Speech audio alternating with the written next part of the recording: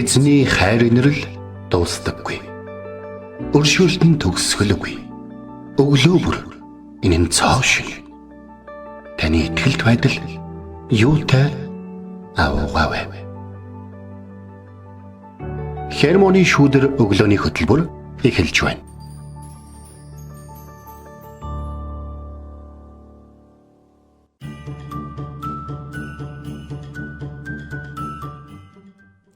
Шинэ 7 өдрийн мэнд. Шинэ 7 өдрийн мэнд. Итгэл радиогийн эфирээс Хермоны шүдэр өглөөний хөтөлбөр эхлэхэд бэлэн болсон байна. Эфирт пастор Сайна болон хөтлөгч Билгэнээр ажиллаж байна. Сонсогч та сайхан амарсан уу? Танд өглөөний мэндийг хүргэе. За тэгэхээр өнөөдөр өглөө жоохон хүйтэн байна. Тэгээд миний хувьд бол бараг 20 эд минут гадаа ингээд хүлээж зогсох та. Тэ? Нэг зүйлийг бас бодож байна. За бурхан минь өнөөдөр ямар ч өдөр эхэлж исэн миний гэр бүл, миний хүүхдүүдээр таны амар амгалан, таны хамгаалалт баймаар байна гэд. Тэгээд нэг гэрээс ажилдаа явчихтаа за тэднийг маань та харж хандж хамгаалж өгөөрэй гэдэг ингээд гарч байгаа. Ер нь итгэгч хүн болгон тэгж гардаг болоогүй ш надад бол бодогдсон. Тэгээд би яаж чичээс нэг гадаа байгаа хүйтэн байдлыг алгуулгаж чадахгүй шүү дээ, тэ. Тэгэхээр итгэгчид бид нэр нь өөрсдийнхөө хийж чадж байгаа ч юм уу, бэлдэж чадах ч юм уу, эсвэл одоо тэ олж чадах зүйлдээ биш. Харин бурхан эзний хайр инрэл ерөөл хамгаалтанд илүү итгэдэг байх нь ер нь бидний амьдралаа маш үнцэнтэй чухал зүйл шүү гэдгийг өглөө бол яг бодоод зогсчихлаа. Тэгэхээр хүйтэн байна гадаа. Тэгэлгүй яхаа тэгээд өвлийн дунцаар сайхан явж шүү дээ, тэ. Мэдээж өвөл хүтэн жавартай байдаг. Гэхдээ энэ сайхан хүтэн өвлийг бид Есүсийн хайраар тулаацуулж чадна, тэ. Та бусдад хайрын тэр дулаангаараа та сонгож туслахаа хизээж битгий мартаарай. Тэгээд сая пастрыг ярьсан чинь доктор профессор нөгөө Джон Пайперийн хэлсэн нэг үг санаанд орчлоо. Бурхан биднийг өөрийнх нь дүр төрхийг тусган харуул хэмээн илгээдэг юм аа. Тиймээс ухсан шуудуу маань шулуухан, угсарсан сан маань тусаалгүй, уралсан тавилга маань сэвгүй, ойсон хувцс маань өөгүй, хэлсэн үгс маань хуудуугүй, сэтгэлийг хөндөхүй цээж, хийсэн хоол маань хараа булаам, шин тижээлтэй байх ёстой гэд хэлсэн мэсэн. Тэгэхээр бид нар Бурхны дүр төрхийг тусган харуулж энэ дэлхийд байгаа нэг юм шүү. Та яг одоо байгаа газар та Бурхны дүр төрхийг тусган харуулж байгаа нэгэн гэдгээ битгий мартаарай. Та гэрэл давсан нахаар дуудагдсан нэгэн тэгэхээр яг өөрийн байгаа газар та хийж байгаа тэр зүйлдээ итгэмжтэйгээр даруугаар мөн хайраар та үйлдэж хийгээрэй. Тэгээд энэ үгсийг уншаад нөгөө Джон Пайперийн хийсэн энэ үгийг ингээд уншиж байхдаа үнэхээр их одоо урам зориг авч ийсэн. Магадгүй ингээд өөр хин нэг нөгөө анзаарахгүй байж магадгүй хийж байгаа тэр зүйлийг байна те. Тэгтэл бурхан харж байгаа. Бурхны нүднээс нууцлагдаж далдлагдсан зүйл гэж хизээж байхгүй. Таныг ямар зүрх сэтгэлээр яаж хандаж хийж те. Та хэрэг юм ойж уралдаг бол тэр чинь ямар гоё өөгөө цэвэрхэн оёгдож байгаа бай те. Тухайн хин нэгэнд тааруулж ойж байгаа тэр хувцс нь таарад бидэн нэвтэйхэн байвал үнэхээр сайхан шиг те. Тэгээд магадгүй та тоогооч хийж болох юм те. Хийж байгаа хоолчон амттай, шим тижээлтэй байна гэдэг чинь үнэхээр сайхан шүү дээ те. Тэгэлгүй яхаа. Энэ бол маш чухал үг. Үнэхээр чухал үгийг бас санууллаа. Тэгээд бидний хийж чадах ёстой зүйлүүд те. Магадгүй та би одоо нэг ийм зүйлүүдийг хийх одоо чадaltaй өөрнөх зүртэй том зүйл хийж чадахгүй гэж та битгий уурам хугарч бодоорой. Та өнөөдрийн хийж байгаа тэр жижиг зүйл дээрээ итгэмжтэйгээр даруугаар хайр дээр үйлчлэхэд л бүх зүйлийг болоод явчихнаа. Учир нь эзэн таныг энэ газарт л илгээсэн гэдгийг битгий мартаарай. Тэгээд энэ гайхалтай өглөө эзний өмнө хамтдаа ирж түнд алдар магтаалыг өргөцгөөе.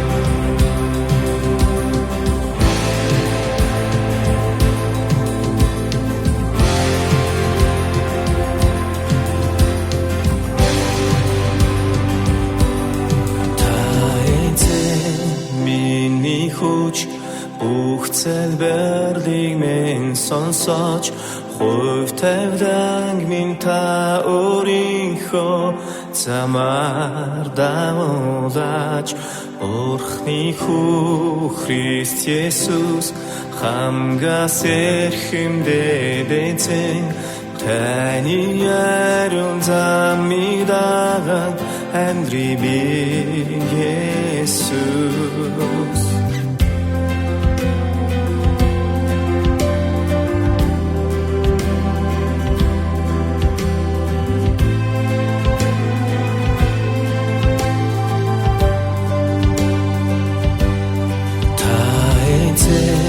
миний хүч ухцэлбэрлийг минь сонсож хувь тавиланг минь та өөрийнхөө замаар дагуулж Бурхны хүү Христ Есүс хамгаас эрхэмдээд эзэн таны ярун замыг даган амьдрий би Есүс та болусын хаан та болусын дээгүүр нисэн нүдээ хариусус Иммануэль та болусын хаан та болусын дээгүүр нисэн нүдээ хариусус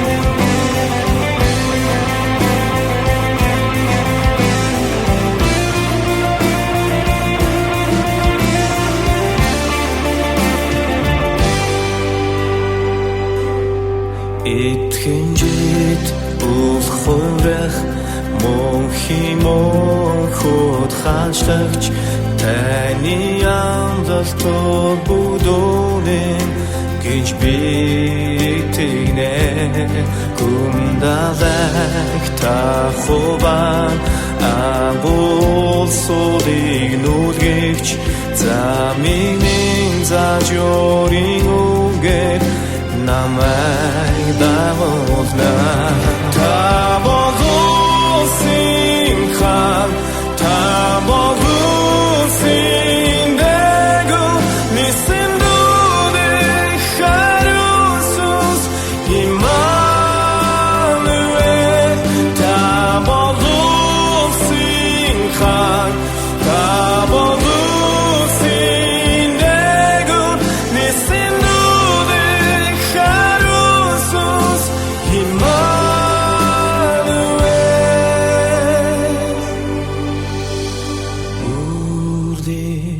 урд бидэнтэй хамт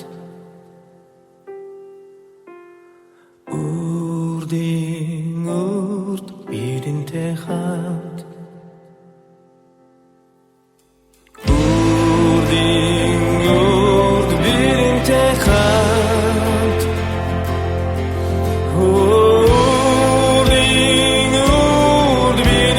хамт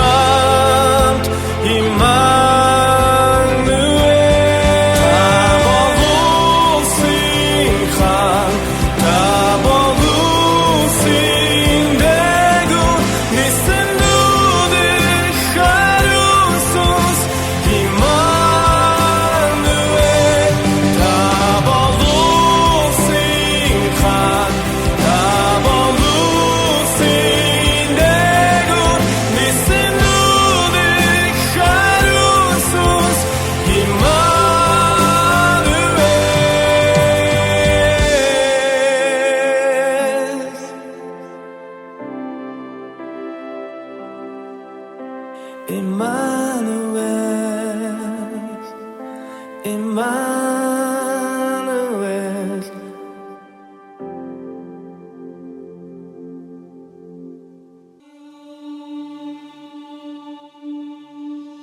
Өглөө бүр хайр инэрлээ надад сонсгооч. Танд л би итгэдэг үлээ. Явах замыг минь надад зааж өгөөч. Танд л би сэтгэлээ өргөн байна. Дуулал 143-ийн 8.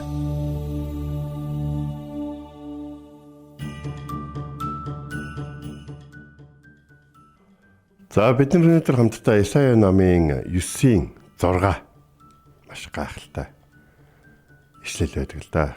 Учир нь бидний төлөө хүүн төрж бидэнд хүү өгсөн аж засаглал түүний мөрөн дээр байж түүний нэрийг бид гайхамшиг зөвлөгч хүчит бурхан мөнхийн эцэг энхийн жонон гэд дуудана. Бидний төлөө хүү төрж хүү өгдөө гэсэн байна. Амен. Амен. Тэгэхээр энэ ишлэгийг ингээд ер нь бол анх Есүс итгэх үед нэг хуучин гэрээ бид нарт байгаагүй байхгүй. Хуучин гэрээ байгаагүй учраас хуучин гэрээний иймэрхүү ишлүүд нь өстой бүр ямар гоё юм бэ л гэж бодогддог байлаа ш. Тэгээд энэ 2000 оны ихээр бид нар хуучин гэрээтэй болж эхэлж байгаа. Тэгээд Исая номыг анх уншаад би айгүй олон хэсэгтэр сэтгэл маш их юм хөтөлж ирсэн байхгүй. Энэ Исая ном угаасаа өөрөө нэг тийм итгэл найдвараар дүүр ном байгаад байгаа байхгүй. Исая иш үзүүлэгчийн ингээ үйлчилжсэн он жилийг харах юм бол манайрны өмнөх 740-с 700 оны үед те ер нь бол 4 хаан дамжин үйлчилсэн байгаад байгаа. 4 хааны туршид Исая иш үзүүлэгч бурханд үйлчилж байгаа яг тэр үед бол Израиль улс бол ерөнхийдөө жоохон дараатад тэгээд тэдний хувьд бол урд нь юу ч биш байсан дайсныг төртөл тэдэнд аюултай санагдчихтэй. Тэдний хувьд ямар ч асуудал байгаагүй. Асуудлууд ч гэсэн том асуудалд бол тооцогдоод бол эхэлсэн байсан. Юм л бол дайснууд ерөөсө хилийн хотуудыг нь ерөөсө дорн эзлэл Иерусалимын гадаа өрөөдөрчдөг. Ерөөсөө Иерусалимаас өөр дайсныг тогтоох ямар ч хот байхгүй юм шиг л ямар ч том цайз хотуудыг нь дорн эзлэл Иерусалимын гадаа өрөөдөрчдөг. Нэг удаа бол бүр 185 мянган Ассирийн цэрэг Иерусалимын гадаа хурж ирэл зүгээр л хуарганц. Яг ийм үед Исая иш үзүүлэгч бурхны иш үзүүлгийг тэд хэлжсэн байна. Хүү төрж бидний төлөө хүү өгдөн гэж. Амен. Тэнгуут Израильчуудад одоо яг хүү төрөөд хизээ өсөөд хизээ агуу хүн болоод хизээ тэднийг аврах биш. Бүр шууд бүр юм том болцсон бүр их хэрэгтэй их алт мөнгөтэй шууд яг одоо хэрэгтэй байгаа байхгүй. Израильчуудад аврал Хизэгийг хаан нэр нэг жоохон тийм ч юм уу да өөр хаан хэрэгтэй байна гэдэг. Яг ингэж яг энэ үед хүү төрн тэр хүү бидэнд өгөгднө гэдэг үгийг бурхан Исаягаар дамжуулан арт түмэндээ дамжуулан хэлсэн. Тэнгуут магадгүй Израилийн хүмүүстэй хаан нэг ханхуутай болох юм байна. Тэгээд ханхуундээ Израилийг аврах юм байна. Бид нар ер нь тэр ханхууг том болтолж байгаа дэсх юм байна гэдэг ч юм тийм байдлаар бол үлээж ирсэн байх гэж байна. Гэтэл тэр хүү төрөөчгүй байхад тэр хүү ямар дөрөвтэй ямар хүн байх талаар ямар мөн чанартай ямар чадвартай хин гэж хүлээн зөвшөөрөх талаар Исая иш үзүүлсэн нь Израильчүүдийн хувьд бол тухайн үед бол маш том итгэл найдварын бэлэг тэмдэг болж байна. Гайхамшиг зөвлөгч хүчит бурхан мөнхийн эцэг энхийн жоног энэ дөрвөн үг дөрүүлээ яг одоо тэдэд хэрэгтэй байгаа боловч хизээ нэгэн цагт энэ дөрвөн зүйлийг арт түмэндээ өгч чадах хүн төрөх юм бол бид нэр жоохон тэсэж болно гэдэг итгэл найдварыг өгсөн байна. Тухайн үед бол энэ бол яг ямар итгэл найдварыг хүмүүст өгч ирсэн бэ гэхээр энэ бол нэгдүгээрт бол бурхны арт түмэндээ хийж өдөртөгчийн тухай ярьж байна. Хоёрдугаарт энэ бол бурхан Месаягийн тухай ярьж байна гэдэг зүйлийг бол тэд бол ойлгосон байна. Хүний түүхэнд бол бурхны хүсэл төлөвлөгөөр ирсэн бол бэлэг байгаад байсан. Тэгэхээр бурхны хүсэл төлөвлөгөөр ирсэн байсан болохоор зөвхөн Израилийн хаанчлахаар ирээгүй байсан. Бурхны хүсэл төлөвлөгөөр ирж байгаа учраас бурхан тэрэнд нэг аав хайх гэж тэрийг хүмүүжүүлж чадах гэр бүл хайх шаардлагагүй байгаа. Яг гэвэл бурхан өөрөө бүх зүйлийг бэлддэг учраас. Тэгээ тэр хүү бурхны хүү байна. Тэгээ тэр хүү өөрөө бурхан байна гэдэг энэ илэрхийлэл нь Израильчүүдийн хувьд бол маш агуу илэрхийлэл бол байсан байна. Чамд нэг хүү төрнө тэр чинь хүчрхэг нэгэн болно. Хаанчлал одоо юу гэдэг түүний хаанчлал үргэлж тогтох болно гэсэн ийм иш үзүүлэлгүүд бол байсан. Давидын ширээ хизээч одоо хаанчлал алдахгүй гэдэг ч юм уу те. Гэхдээ энэ хүүгийн хувьд бол маш их өөр зөвхөн бурханд хамаарах, бурхны тэр сүнсээр дүүрэн нэгэнд хамаарах тийм үгүүд бол байгаад байсан. Гайхамшигт зөвлөг. Тэгэхээр засаглал түүний мөрөн дээр байна гэдгийг одоо бүгдээр төрөөр. Энэ бол улс төрийн одоо хүчний юм уу эсвэл улс төрийн одоо нөхцөл байдлыг сайжруулах төр зүрийн амжилт авчрах удирдагч биш. 1-2 тулаанд ингээд израилчуудыг ялж одоо те 1-2 тулаан юм уу эсвэл 1-2 дайсныг зохицуулж ялан дийлж арт түмэндээ одоо амар амгалан авчрах те хүчрхэг одоо юу гэдгийг Давид чиг тийм дайчин хаан бол биш. Харин энэ бол мөнхийн сүнслэг хаанчлалын тухай ярьжсэн гэж. Тэгэхээр хүмүүс бол хүн түүхийг бүтээдэг, одоо түүхийг барьж байгуулдаг гэдэргээл ингээл бол ярьдаг байгаа. Гэхдээ бол нэг өнгөрсөн 5 сард нөгөө бэлгээхээр нөгөө Чэжүүгийн аялж явахдаа нэг үг харсан ингээд танаас тавуулж байсан тий. Хүн хүнтэйгээ уулзахад түүхэл бий болдог, харин хүн бурхантай уулзахад гайхамшиг бий болдог. Тэгвэл энд гайхамшиг гэдэг үг хэлэгдэн гот надад энэ зүгээр нэг хүү биш. Энэ гайхамшиг төрсөн. Гайхамшиг төрсөн учраас түүний зөвлөгөө болон түүний заасарж байгаа зүйлүүд нь бүгд гайхамшиг байсан. Хүний ойлголт мэдлэгээс бүр давсан хитийдсэн те нүгэлт замбраагүй амьдралд мөхөл сүрэл ирэхээс өмнө чиглэл өгдөг те арт өмнө авардаг. Тэд бүр яхаа алдчихаагүй бид нар бүр мөхчөөгөө гэдгийг нь хэлдэг. Бас түүнийг арт өмнөхийн дунд ирэхэд амьдралын утга учир тодордог. Бас арт өмнө нь өөрийгөө хэн бэ гэдгийг ойлгож мэддэг. Бас хэн байх ёстой вэ гэдгийг ойлгож мэдээд хэн болцоод байгаагаа ойлгож гимшдэг. Тийм гайхалтай зөвлөгч нэгэн тэдний дунд ирнэ гэдэг. Хүчит бурхан гэж. Нүглийг болон үхлийг ялан дийлэх хүч чадал эрх мэдэл нь тэр төрхүүд байсан гэж. Тэгэхээр бид мэдэн шүү дээ. Нүглийн хатгуур бол үхэл гэж дээ. Есүс Христ нүглээсээ болоод хатгагдаж өгсөн биш. Нүглийн хатгуур үхэл гэдэг энэ ишлэл Есүс Христэд л хамаарахгүй. Аврал нь Бурхны хүчинд биш, харин хүний хүчинд биш. Харин Бурхны хүчинд байгаа гэдгийг бид ерөөсөө мартаж болохгүй. Тиймээс Есүс Христийн үхэл нь ч гэсэн те үхэл чи намайг хатга. Чамд хатгуулж байгаа нь хүмүүстэй хайртай болохоос биш. Харин чи намайг хатгах ямар ч эрх мэдэл байхгүй. Хүчит Бурхан гэдгийг те хизээч үхэл өөрийг нь дийлж байгаагүй. Тийм нэгэн гэдэг талаар бол энд иш үзүүлгийг бол үзүүлсэн байсан. Тэгэхээр бид Есүс Христэд итгэлээ зүгээр нэг амьдралынхаа ганц хоёр нөхцөл юм хүндэгцэн байдлыг одоо даван дуулахын тулд биш. Харин мөнхийн хүчит Бурханд итгэж байгаа гэдгийг итгэж байгаа гэдгийг бид бол санах хэрэгтэй. Хүн нэг үеийн эсвэл нэг хэсэг нөхцөл байдлыг сайжруулахын тулд Бурханд итгэж түүний хамгаалагчаар дуудах биш. Харин амьдралынхаа бүхий л хэсгүүдэд бол бүхий л бодол санаа, бодлынхаа гүнүүдэд бүхий л салбаруудад бүхий л таньдаг хүмүүстэй Бурхны хамгаалтыг байлгахын тулд хүн Есүс Христэд итгэх хэрэгтэй. Хүний хизээж орхиж нүүр бууруулдаггүй тэр мөнхийн эцэг бидэнд байгаа гэдгийг бид нар бол тэр нэгэн биднийг ааваа гэж дуудах эрхийг өгсөн гэдгийг бид санаж байгаа. Өнчин мэдтэй ганцаардсан мэд орхигдсон мэд те хүмүүст хэрэггүй болсон мэд мэдрэмжээр дөөрөн амьдарч байгаа яг энэ үед бидэнд Бурхан мөнхийн гэр бүл өгсөн гэдгийг санах нь маш гайхалтай зүйл. Тэгээд эцэст нь бол бид бол хамтдаа энхийн жонон гэдэг үгийн талаар нэг дайн зогсоох, хэрүүл зогсоох, эвдрэлцэл эсвэл хагарлыг зогсоох тийм нэг юм биш. Харин Бурхны зүгээс харахад зүрхний эвлэрэл, ичхүүр, гэмшил, шархыг идгэж амар аймаглан өгдөг. Тийм нэгэн энхийн жонон бидний амьдралд ирж байгаа талаар Исая иш үзүүлсэн байна. Бурхан нүгэлт амьдралтаа бол тохиролцоо бол байхгүй. Бурхан бол нүгэлт амьдралтаа тохиролцоо хийхгүй. За манай хүмүүс жоохон нүгэл хийгээд ингэчжээ тий. Нэг жоохон энэ тал дээр жоохон харж үзье мүзий гэж биднийг нүгэлт хатгсан тэр муу нэгэнтэй Бурхан бол тохиролцохгүй.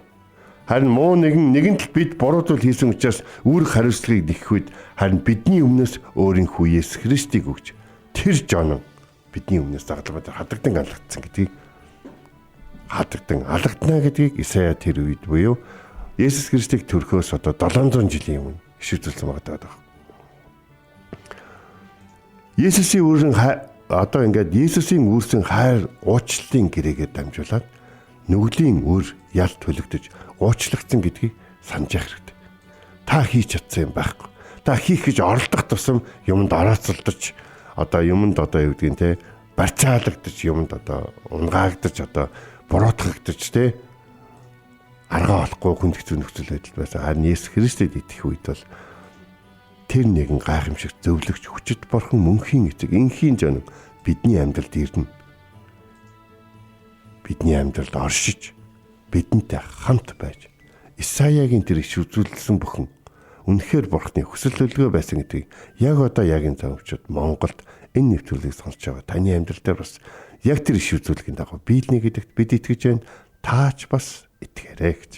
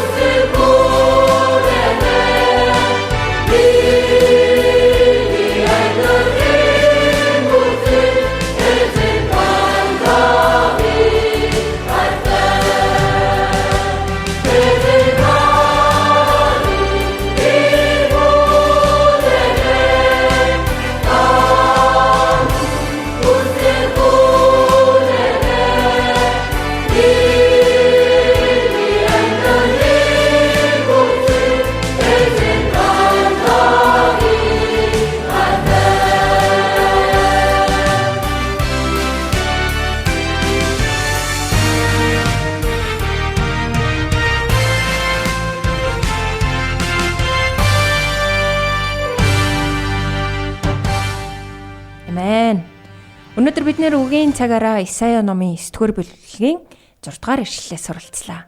Учир нь бидний төлөө хөвгүүн төрж, бидэнд хүү өгөгдсөн аж, засаглал түүний мөрөн дээр байж, түүний нэрийг гайхамшигт зөвлөгч, хүчит бурхан, мөнхийн эцэг, инхийн жонон гэж дуудана. Амен.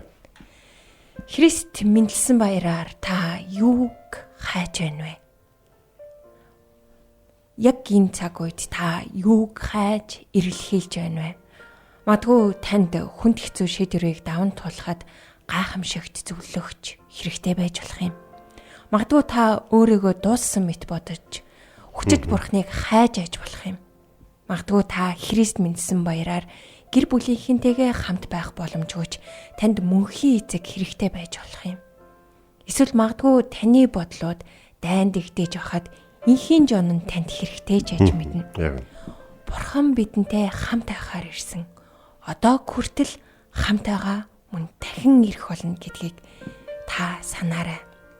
Үнэхээр гайхамшигтай зөвлөгч, хүчит, мөнхийн, инхийн жонон үргэлж бидэнтэй хамт байгаа шүү. Үргэлж таны дэргэд хамт байж таныг өдөртөн чиглүүлж байгаа гэдгийг битгий мартаарай. Тэгэхээр бид нэр иш үзүүлгийн үгсийг яг тэр үед Библиэлд өгөгдсөн бас яг одоо танд өгөгдөж байгаа гэдгийг аясаа бодож байна. Одоо ингээд Исая Есүсийг төрөхөөс 700 жилийн өмнө иш үзүүлээд биднээс 2000 жилийн өмнө энэ иш үзүүлэг биелсэн. Тэ? Гэхдээ нэг зүйлийг сонь. Одоо ч гэсэн энэ иш үзүүл яг таны амьдралд өгөгдөж байгаа. Учир нь та яг Хизкиэл шиг, та яг тэр одоо Исаягийн үеийн хаадууд чиг те нэг л давчтаад, нэг л хэцүү, нэг л бүслэгдээд, нэг л амжилтгүй болоод, нэг л булаагдаад те нэг л одоо юу гэдгийг гадуурхагдаад одоо те нэг л одоо юу гэдгийг урдных шиг биш. Израильч нэг тийм болчиход байгаа шүү дээ. Соломоны үе шиг биш, Давидын үе шиг биш, урдных шиг биш болчиход хүмүүс ч гэсэн харцаа өөр болчиход те хүмүүс ч гэсэн одоо юу гэдгийг тоохоо байгаад. Тэгэд ингээд Израиль улс чинь ингээд юм л бол ингээд эзлэгчих гээд байдаг. Тэгээд альч дайсан хаанч байгаа дайсан нэг л мэдгээр Иерусалим гадаа өрөөдөр шүү дээ. Тэгвэл өнөөдөр амьдрал яг тийм байгаад байна уу? Нэг жоохон асуудал таныг баруун унахчих гад эмзэг байгаад байна уу? Тэгвэл би өнөөдөр Исаясын 6 дугаар ишлэгийг танд өгөж байгаа үг шүү гэж хэлмээр байна. Танд гайхамшигтай зөвлөгч хүчит бурхан мөнхийн эцэг инхийн жонон байгаа шүү. Таны төлөө төрсөн нэгэн байдаг шүү гэдгийг та санаарай. Тэгэд энэ цаг үечид энэ ишлийг зүрхэнтэй тань энэ ишлийг амьдралынхаа үнэн бас нэгэн туг одоо те нэг урай болгон бүгдээр хамт эзний нэрийг дуудан залбирах цагийг гаргая.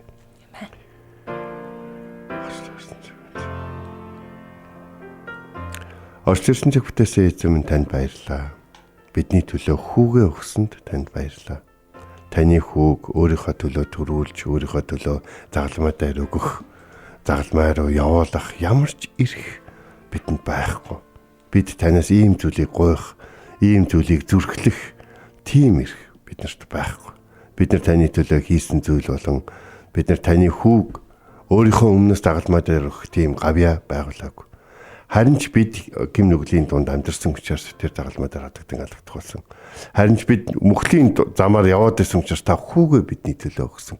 Энэ өдрүүдэд үүнийг сананд орсож одоо яг амьдралынхаа энэ хүндэгцэн үеүүдэд амьдралынхаа энэ ойлгомжгүй үеүүдэд эзэн таны гайхамшиг зөвлөгөө, таны хүчит байдал, таны мөнхийн итгэмжтэй байдал, таны амар амгалан тогтоогч байдлыг амьдралдаа өрн залж байна. Та хамт байж өгөөч. Есүс Христийн нэрээр залбирanгуйлаа. Амен. Энд хүрээд Хермоны шүдэр өглөөний хөтөлбөр өндөрлөж байна. Бидэнтэй хамт байсан сонсогчтанд баярлалаа. Маргааш иргэд энэ цагтаа уулзцгаая. Эзэн таныг харж хандах болтугай.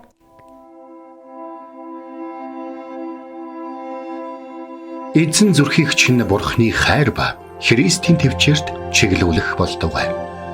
Хермоны шүдэр өглөөний хөтөлбөр танд хүрлээ.